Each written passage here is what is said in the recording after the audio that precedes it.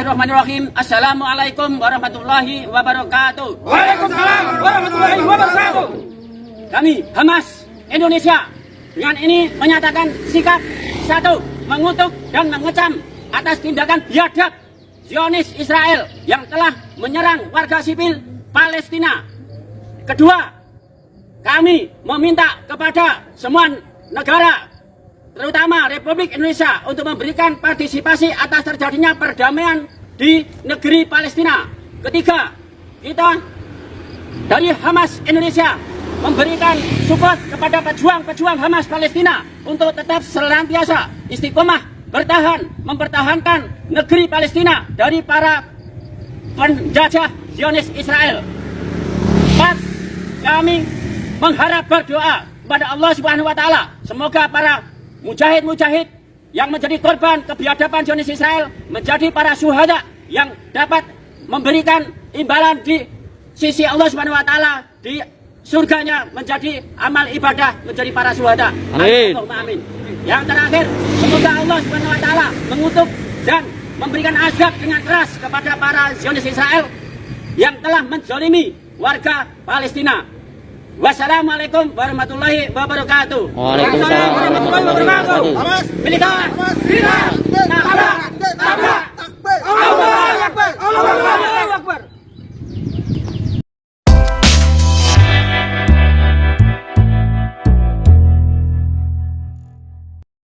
Selama ini Indonesia adalah negara yang paling sering membela Palestina.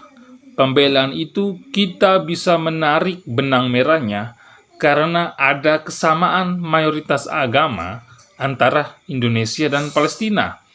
Bukan karena hal lain, walau kita semua tahu bahwa konflik Israel-Palestina itu bukan konflik agama, tapi memang karena murni sengketa lahan. Bahkan demi bela Palestina, status Indonesia sebagai tuan rumah Piala Dunia U20 harus dicabut. Walau jelas pencabutan itu sangat-sangat merugikan Indonesia, bukan hanya merugikan dunia sepak bola Indonesia saja, tapi juga secara ekonomi kita juga mengalami kerugian. Dan yang paling sering bela Palestina, bahkan sampai turun demo ke jalan, bakar bendera Palestina, sampai mengutuk Israel, bahkan ada yang memaksa Tuhan untuk melaknat Israel, itu biasanya datang dari kadrun-kadrun idiot Indonesia. Mereka itulah yang sok paling membela Palestina secara membabi buta. Tapi ketika bantuan kemanusiaan dari Indonesia untuk Palestina ternyata tidak sampai ke tangan para korban perang, malah bantuan itu diberikan kepada pemberontak di Palestina, kadrun diam saja. Bahkan yang lebih sadisnya itu, kita boleh capek-capek bela dan dukung Palestina, bukannya Palestina bersyukur dan berterima kasih kepada Indonesia, malah kebalikan. Air susu dibalas air tuba, kebaikan dibalas dengan kejahatan. Yang mana ada 3 warga Palestina yang melakukan penyekapan, bahkan pelecehan kepada 10 warga negara Indonesia di Jeddah, Arab Saudi. Bayangkan coba, ini kejadiannya di Arab Saudi, sebuah negara Islam. Pelakunya 3 warga negara Palestina beragama Islam, dan korbannya warga negara Indonesia beragama Islam pakai jilbab juga.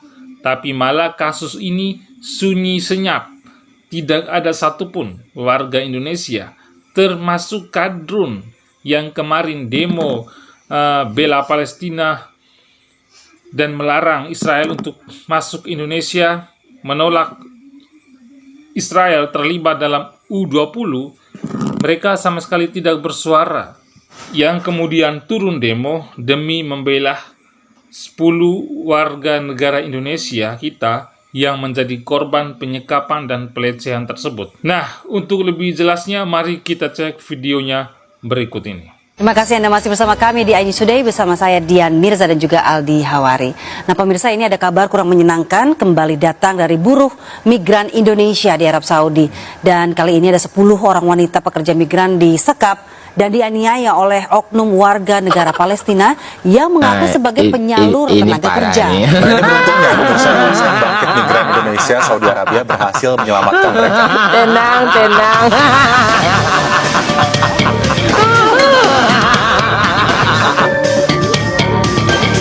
Beginilah situasi saat LSM Bangkit Migran Indonesia Saudi Arabia atau BMISA menemukan 10 wanita pekerja migran Indonesia yang disekap dan dianiaya di Jeddah, Arab Saudi pada 5 April lalu.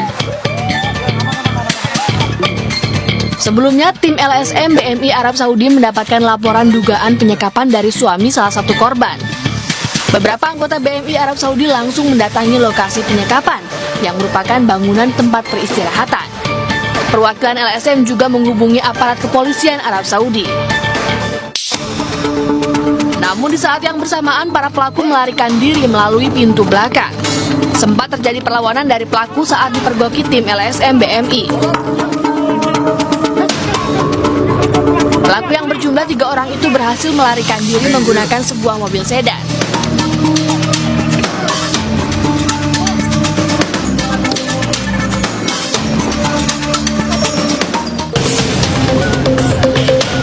Saat ditemukan di sebuah ruangan, beberapa korban menderita luka hasil penganiayaan, diantaranya lebam di wajah serta patah jari tangan.